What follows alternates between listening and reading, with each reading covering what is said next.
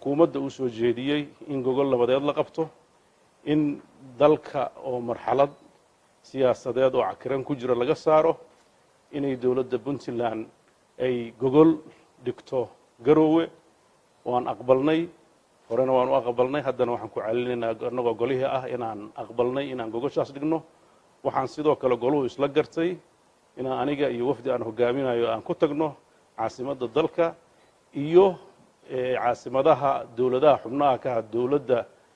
Soomaaliyeed si aan gogol xaar ugu sameeyno inay gogoshaasi miro dhasho laga soo qayb galo lagu booriyo in marxaladan Soomaaliya waxay dadka ka sugayso ay laga helo waxaan rajo weyn ku qabnaa sidii gogoshii wada tashiga ee Puntland u qabsoontay una hirgashay in gogoshaasna ay u qabsoonto una hirgasho haddii Ilaahay idin ka dhigo waan ku rajo weynahay xukuumad ahaan inaan aanan waxba hakran doonin diyaarna u nahay inaan kaalinta nagaga aadan sidii horeba aan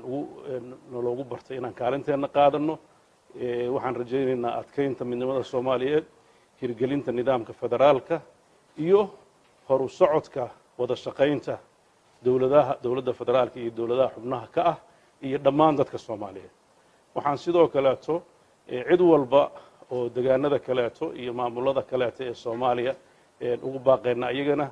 in ay Puntland wadada ay martay oo ah wada tashiga oo aan cidna laga saarin talada in la wada qaato dalka Soomaaliya dadkiisa dhan buu u baahan yahay mid xukuumadaha ku jira mid golayaasha baarlamaanada ku jira iyo waxgaradka kaleeto ee aan ku jirin maxaa yeelay siyaasiyiintu xilka ninba mar buu hayaa kuwa hadda jooga kuwa ku jiray kuwa imaan doona marka waxaan rajaynaynaa geedi socodka nabadda Soomaaliyeed inaan cidna banaanka laga dhigin dadkuna ay wada sinaadaan lagana faa'iideysto awoodahooda kala